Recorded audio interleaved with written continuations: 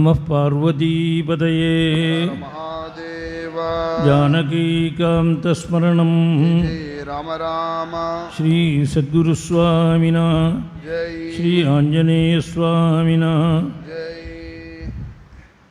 சாப்ரஸ்கலம் தீமதவிஹ்வலாட்சி பிரலம்பகாஞ்சி குணகேமசூத்ரா சலட்சணா லக்ஷ்மண சந்நிதானம் ஜகாமதாரா நமிதாங்கயஷ்டி. ஸ்ரீபதியான பரமாத்மா திரேதாயுகத்திலே ராமாவதாரம் பண்ண ஒரு புண்ணியமான சரித்திரம் ராமச்சரித்திரம். அது ஆதிகாவியம். ஆதிகவி வால்மீகி தான். அந்த ராமாயணத்துக்கு ஒரு தனிச்சிறப்பு. இந்த ராமாயணம் ராமனுடைய சன்னிதியிலேயே அரங்கேற்றபடி நடந்தது. அதில் தப்பு இருந்ததுன்னா சொல்லியிருப்பேன். ராமனுடைய சன்னிதியிலேயே குஷலவாழ் கானம் பண்ணி ராமனுடைய துக்கத்தெல்லாம் போக்கித்தான். அது மமாபி தத் பூதிகரம் பிரவக்ஷியதே மகானுபாவ. பரதாதிகளை கூப்பிட்டு சொல்கிறார், அப்பா என் மனசெல்லாம் ரொம்ப கவலைப்பட்டு இருந்தேன். இது ராமாயணம் கேட்குறதே கவலையெல்லாம் போய் க்ஷேமத்தை கொடுக்கறது, எல்லோரும் கேளுங்கன்னு சொல்கிறார் சுவாமியே. அதனால தான் வாங்க அரும் பாதம் நான்கும் வகுத்த வான்மீகி என்பான் தீங்கவி செவிகளார தேவரும் வருகச் செய்தான். வந்து சார் மனுஷால் கேட்குற ஆச்சரியம் இல்லை, தேவதேவனான ராமனே கேட்டாளாம். ஏன்பா தேவரும் பருகச் செய்தான் அங்கவன் மகிழ்ந்த நாட்டை. நான் அவன் பேசின ராமாயணம் எங்கே, வால்மீகி எங்கே, நான் எங்கே? நான் ஒரு ஊமை ஆசையினால் உளறேன்னு விட்டான். மூங்கையான் பேசல் விட்டான்னு மொழியில் விட்டேன்னு சொன்னால் அத்தியுதமாக வர்ணிச்சிருக்காள். அவங்க வால்மீகி சொன்ன சுவாரஸ்யங்கள் சில இடத்துல கம்பன் அதிகப்படுத்தி சொல்லியிருக்கேன். நம்ம அழகான கிட்டுங்கள். அத்தாய் திகைகள்னா ஆரியன் கூறுவான். சுக்ரீவன் விபீஷன் சண்டை போட்டுக்கிறதே லட்சுமணனுக்கு பிடிக்கவே இல்லையா. என்ன அண்ணா இது, அண்ணா தம்பியாக பிறந்து இப்படி சண்டை போட்டுக்கிறானே, இது பார்க்கவே பிடிக்கலையே நானா. அது சொன்னார் சுவாமி, அத்தாய் இது கேளின ஆரியன் கூறுவான் இப்பித்தாய விலங்கின் ஒழுக்கினை பேசாமோ எத்தாயர் பெயற்றினும் பின்பிறந்தார்கள் எல்லாம் ஒத்தால் பரதன் பெரிது உத்தமன் ஆதலுண்டோ. பரதன் மாதிரி எல்லோரும் இருப்பாடா. பரதன் பெரியங்கிறது இவெல்லாம் பார்த்தா தெரிஞ்சுக்கணும். லோகத்தில் அசத்தான பிள்ளைகளை பார்த்தாலும் நல்ல பிள்ளைகளை தெரிஞ்சுக்க முடிகிறது. அதனால் சுவாமியை கம்மன் அப்படி ரொம்ப வர்ணிச்சிருக்காள். பூர்வ சரித்திரத்திலே சுக்ரீவ பட்டாபிஷேகம் சொல்லி லக்ஷ்மணன் கோபத்தோடு வந்து கிஷ்கிந்தா துவாரத்தில் அதட்டினாள். இன்னும் அண்ணா போன பாதம் மூடலில் நான் தம்பி வந்திருக்கேன்னு சொல்லுன்னுட்டான். சுக்ரீவன் பார்த்தான், அவன் கெட்டிக்காரன், தப்பிக்கிறதுல ரொம்ப கெட்டிக்காரன்.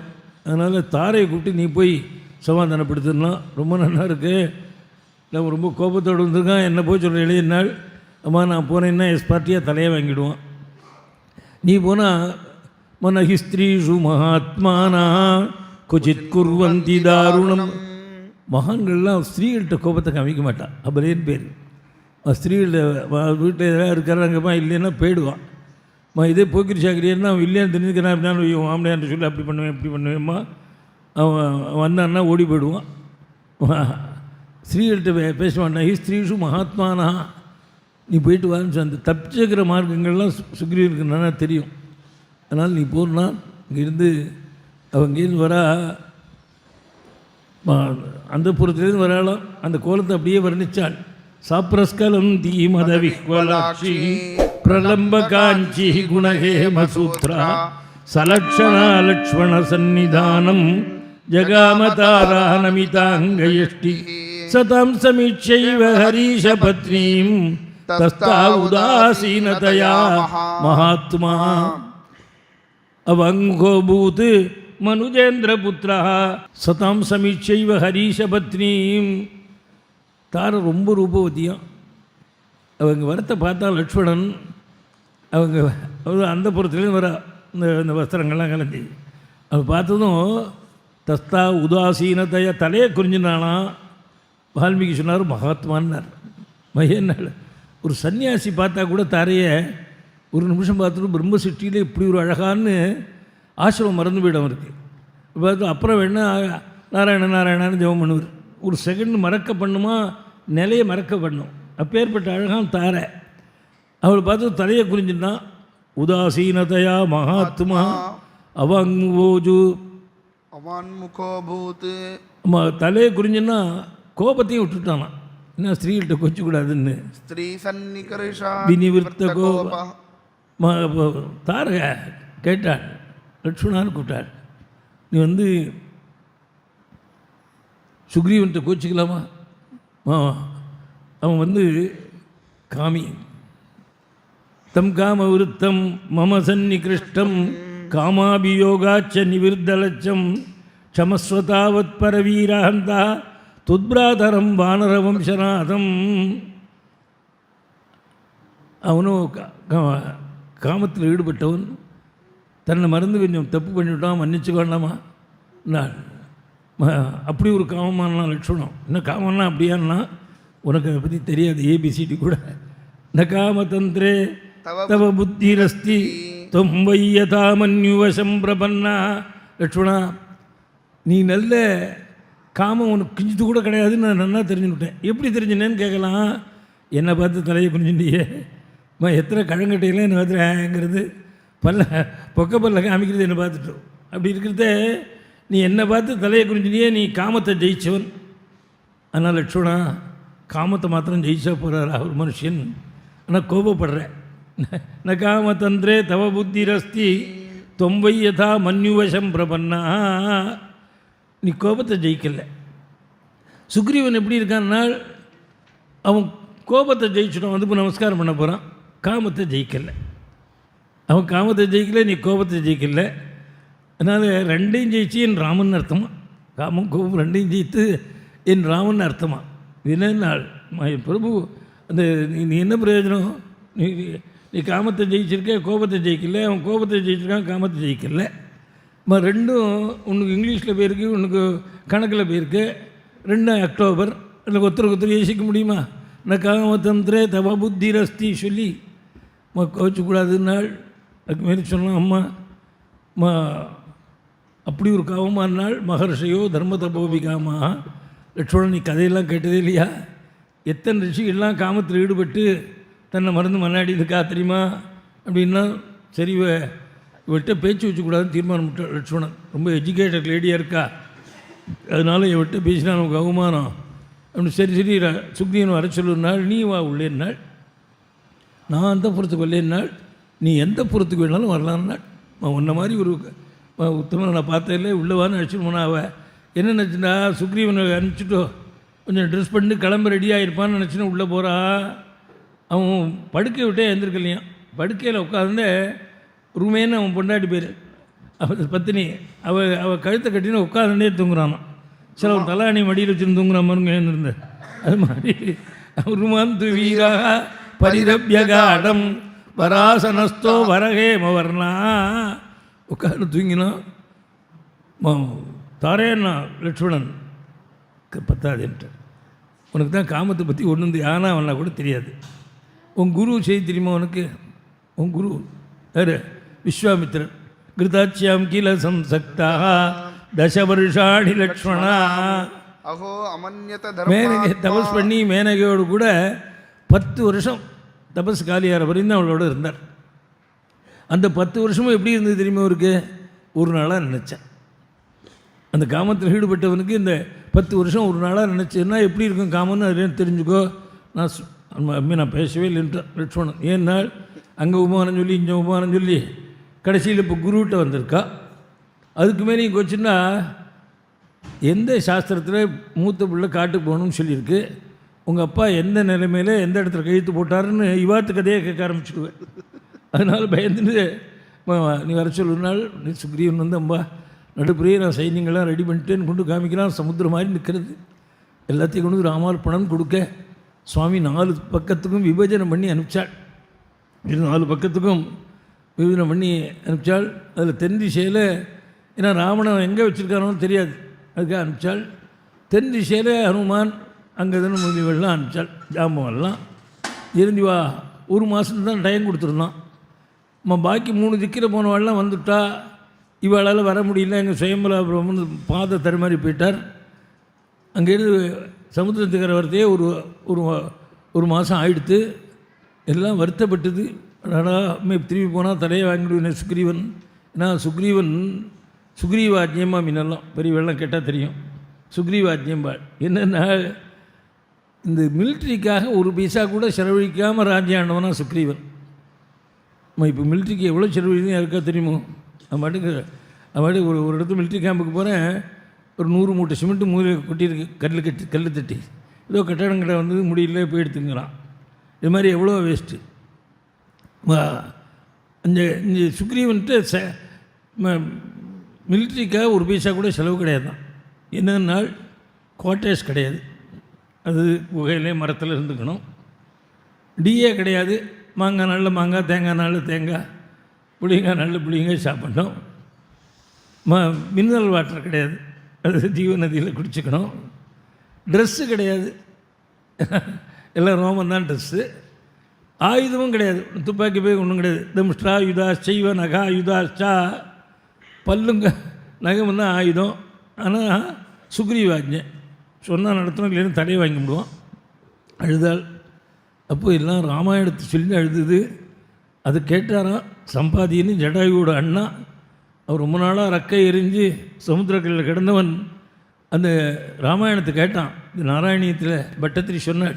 துத்வார்த்தா கர்ணனோத்ய கருதுருஜவ சம்பாதி வாக்கிய புரோக்திர்நார்னோதிரந்தர் நகரி ஜனகஜாம் வீக்ஷ்ய தத்வாங்குலீயம்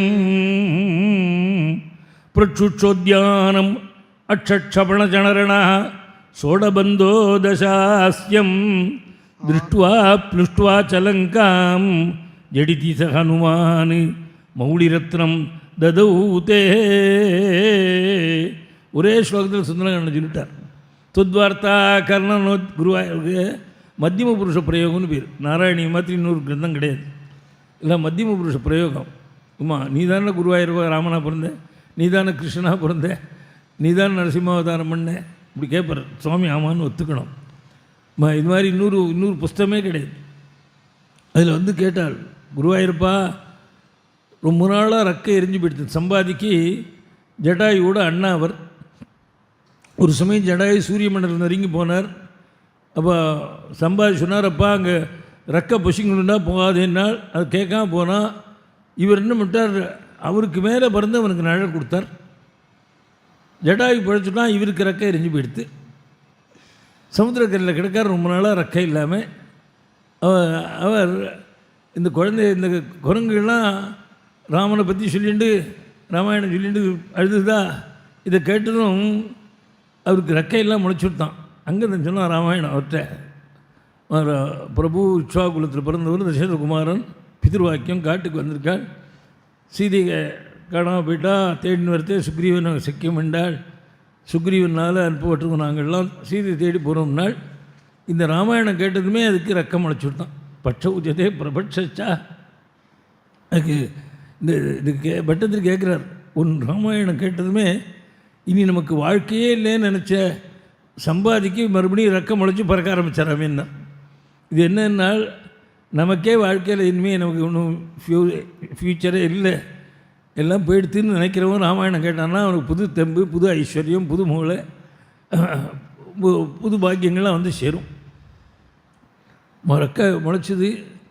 அது உயருக்கு போய் பிறந்துட்டு அக்கறையில் சீதை இருக்கா போய் பாருங்கன்னு இருக்கும். ஏன்னா கழுகுக்கெல்லாம் கண் ரொம்ப நல்லாயிருக்கும், தீக்ஷ்ணமாக இருக்கும். அது கழுகு கண்பா எல்லோரும். அதுக்கு ரொம்ப ஆகாசத்தில் ஒரு ஃபர்லாங் மேலே பறக்கும்.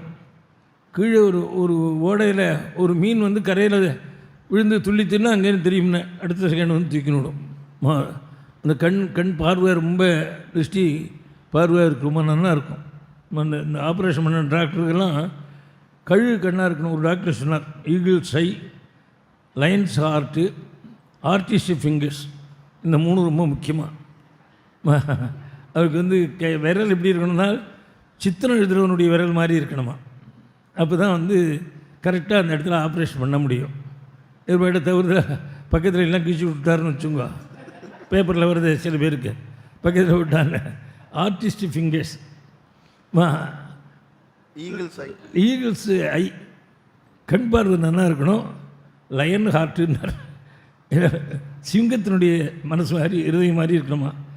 சிங்கம் எதை பார்த்தாலும் பயப்படாது, அது மாதிரி இருக்கணும். இவர் பாட்டுக்கு குடல் திறந்து அதை பார்த்து கீழே விழுந்துட்டாருன்னா அப்புறம் அவருக்கு ஆப்ரேஷன் பண்ணணும், தூரமாக போயிடும். அதனால் எங்கள் ஊரில் ஒரு சாஷியர் அவர் ரத்தத்தை பார்த்தா கீழே விழுந்துடுவார். இதுக்காக அந்த பசங்கள்லாம் என்ன பண்ணுறது, குங்குமத்தை கரைச்சி ஊற்றின மாமா அவர் விழுவார். அது அப்படி இருக்கக்கூடாது, அது 3 இருக்கணும். வயிறுக்கு போச்சு, அது கண்ணா தெரியுமா, என்னத்தினால தெரியுதுன்னா மலைஜலம் பந்தனம் பண்ணுறவாள் தான் கண் பார்வை குறையுமா. மலைஜலம் வரத்தே போயிட்டான்னா அவருக்கு மலைஜலத்துக்கு அடக்காமல் வச்சுட்டு இருந்தான்னா கண் பார்வை குறையாதான். அதெல்லாம் அடக்கிறது இல்லை. அதுக்கு என்ன கவலை சொல்லுங்க. அது என்ன கக்கூஸ்க்கா போனோம், மகாராஜா போனாலும் தலையில் ருசிச்சு போய்டுறது மாட்டேங்க. அதனால் அதை பார்த்து அங்கேயே சீதை இருக்கான்னு சொன்னால் கருதுரு ஜவ சம்பாதி, இந்த சம்பாதியினுடைய வார்த்தையை கேட்டு யார் போகிறதுன்னு புரியல. இப்போ ஆஞ்சநேய சுவாமி நான் போகிறேன்னாள். புரோக்தீர்னார்னோ தீரந்தர் நகரி ஜனகஜாம் வீக்ஷ, அத்தனை குரல்களையும் பார்த்து ஆஞ்சநேய சுவாமி நீங்கள் கவலைப்படாதீங்க, நான் போயிட்டு வரேன், கண்டிப்பாக சீதாலாபத்தோடு வருவேன், கவலைப்படாதீங்கன்னு சொன்னார். அந்த வார்த்தையே அந்த குரங்குகளுக்கு ரொம்ப ஆனந்தத்தை கொடுத்து தான். அப்படி சொல்லிவிட்டு சமுத்திரத்தை தாண்டினால் 100 யோஜனை விஸ்தீர் சமுத்திரத்தை தாண்டி இக்கரையில் சீதாதேவியை பார்க்குறாள். அசோகவனத்தில் ஒரு இடத்துலையும் கிடைக்கல, எல்லா இடமும் தேடி பார்த்தால் சீதையை காணும். அப்போ தான் பார்த்தார், ஒரு இடத்துல உட்கார்ந்தார், சீதையை காணுமே, நம்ம போய் சீதை இல்லைன்னு சொன்னால் ராமன் ஜீவனை விட்டு விடுவான், உடனே லட்சுமணன் ஓபி மரிஷதி பரதன் ஜீவனை விடுவான், எல்லாரும் ஜீவனை விட்டுடுவா, சீதையை காணும்னு நான் போய் சொன்னேன்னா அப்போ போகாமல் இருக்கலாமன்னா என்ன பண்ணுறதுன்னு புரியல அவருக்கு. போகாமல் இருந்துடுவோமோன்னா அதுவும் தர்மம் இல்லையேன்னு யோசித்தாள். அப்புறம் யோசித்தார், சம்பாதி சொல்லியிருக்கார் சீதை இந்த லங்கையில் இருக்கான்னு. நம்ம கண்ணுக்கு தெரியலன்னா நம்மள்கிட்ட ஏதோ தோஷம் இருக்குது, நம்மள்கிட்ட ஏதோ பாபம் இருக்குது, அதனால தெரியல. என்ன தப்புன்னு நினச்சார். கிளம்புறதே தெய்வங்களுக்கெல்லாம் நமஸ்காரம் பண்ணினோம்.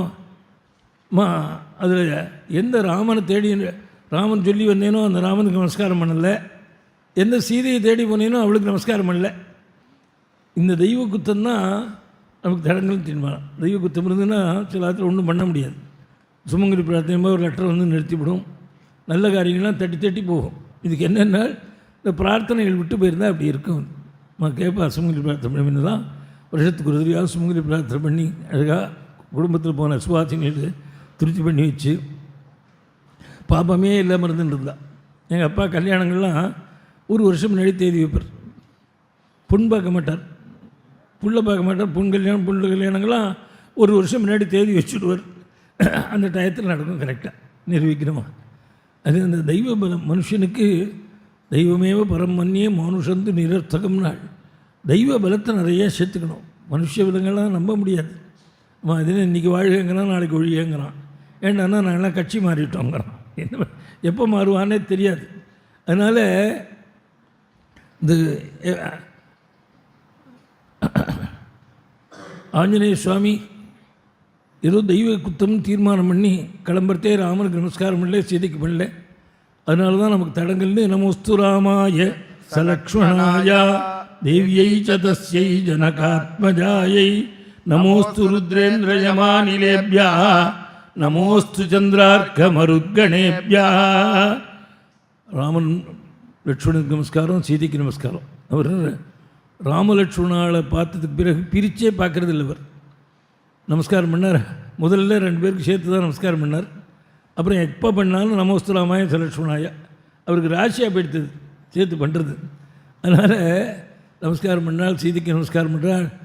புதுசாக அசோகவனம்னு ஒன்று தெரிஞ்சுது, அழகான தோட்டம். சீதை இருந்தால் அங்கே தான் வச்சுருப்பான்னு வச்சு போய் பார்க்குறாள். ஒரு மரத்தில் மறைஞ்சு நின்றுட்டு இருந்தார். அங்கே பார்த்தா சீதை வராத்தோ மரித சம்பீதாம் ராட்சசீபி சமாவிரதாம் உத்த வஸ்திரம் வாக்கில் ராமநாமா சரீரம் கார்ஷியம், ஆகாரம் கிடையாது, நித்திரை கிடையாது. இந்த சீதையை பார்த்தார். பார்த்ததும் அடுத்த செகண்டே ராமனோட கொண்டு சேர்க்கணும்னு தோணித்து. இது சாத்தியமா? ராமன் எங்கேயோ கிஷ்கிந்தியில் இருக்கான், இப்போ ராமனை போய் தூக்கின்னு வரத்துக்கு டைமில் சீதையை தூக்கின்னு போனாலும் சரியாக வராது.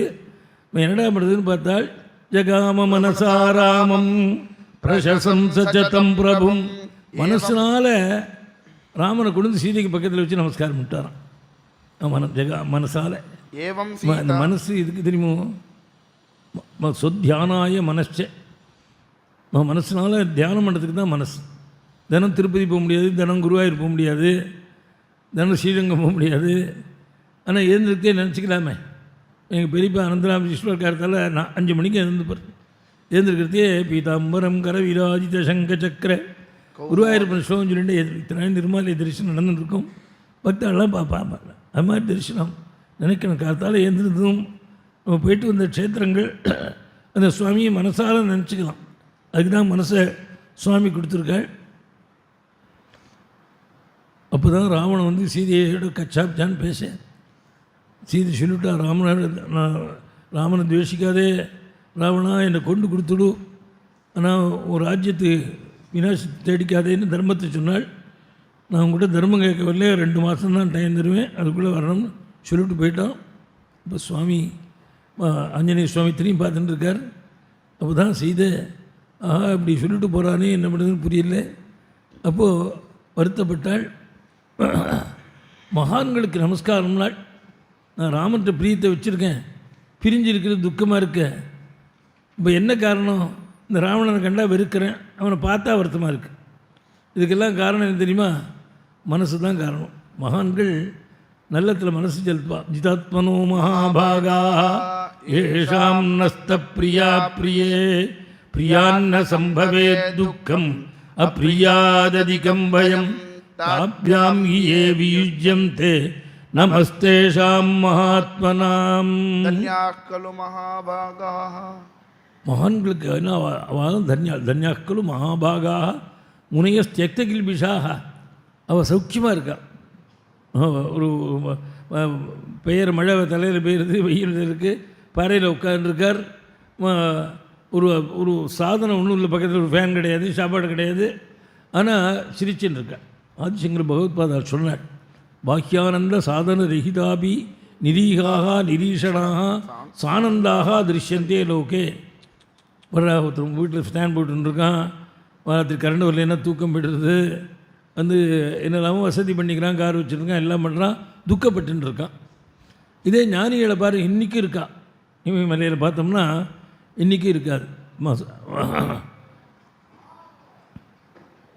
அங்கே எங்கே தங்குறா என்னென்னே புரியல, பாறையில் உட்காந்துருக்கா.